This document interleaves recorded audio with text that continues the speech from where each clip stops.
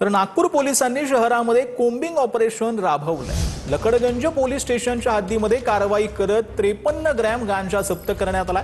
Operation thunder अंतर्गत पोलिसांनी कारवाई केली आहे। शहरातील अंमली पदार्थ विक्री आणि खरेदी विरोधामध्ये पोलिसांनी हे ऑपरेशन सुरू केलं।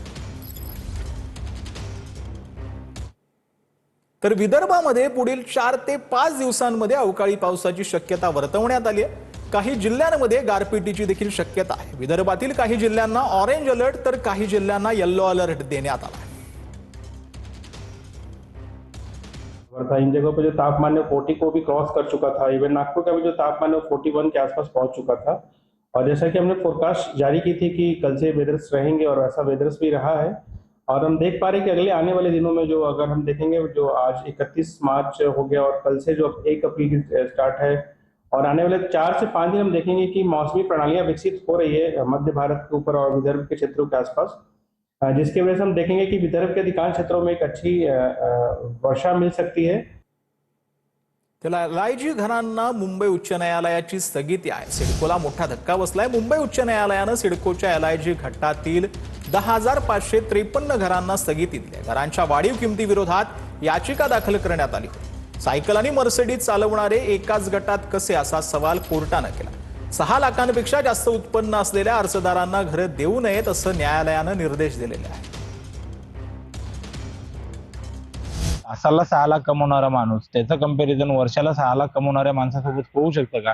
अशा प्रकारचे अनेक प्रश्न विचारून सिडकोवरती ताशेरे ओढण्याचं काम माननीय उच्च न्यायालयाने केलेले आहे। त्यामध्ये सिडकोच्या एलआयजी घटकातील ज्या 10,000 घरे आहेत त्या सर्व घरांवरती सध्या सिडकोच्या स्थगिती दिलेली असून पुढील निर्णय होईपर्यंत ही प्रक्रिया थांबवण्यात आलेली आहे। किती घरांना स्थगिती देण्यात आलेली आहे? साधारणतः 10,500 घरांना स्थगिती देण्यात आलेली आहे। त्याच्यामधून त्यांच्या किमती त्यांच्या उत्पन्न मर्यादेनुसारच ठरवल्या जातात।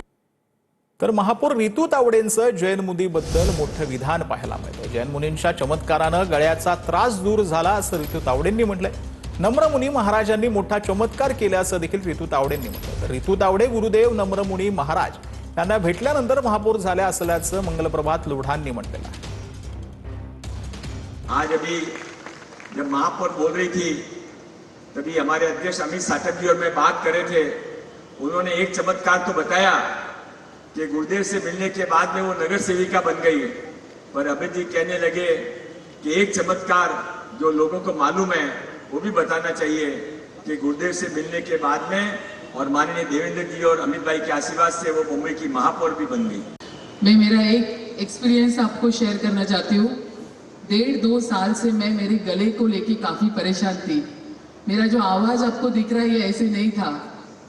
मैंने परम गुरुदेव जी को ये कहा कि गुरुदेव पता नहीं काफ़ी मेडिसिन ले रही हूँ, कुछ भी हो नहीं रहा है।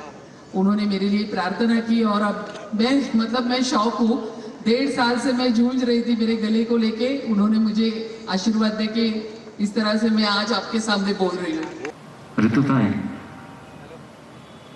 आपका आवाज तो ठीक हो गया। मेरी सर्जरी जब से हुई है ना तो मेरा आवाज पूरा फिर भी मैं ट्राई करता हूँ। क्या अब मुझे कोई और नंबर भी नहीं खोदने पड़ेगा?